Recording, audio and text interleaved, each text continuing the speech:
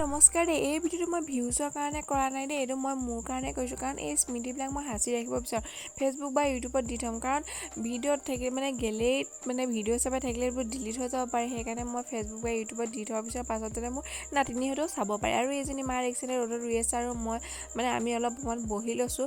তাৰপিছত আৰু এই দেখিছেনে জাপ মাৰি মই পানীতে নামিলোগৈ নহয় মাছ ধৰিবলৈ বুলি। মাছ দেখিলে মানে ৰ'বই নোৱাৰা হাউতকৈ যাওঁ মানে।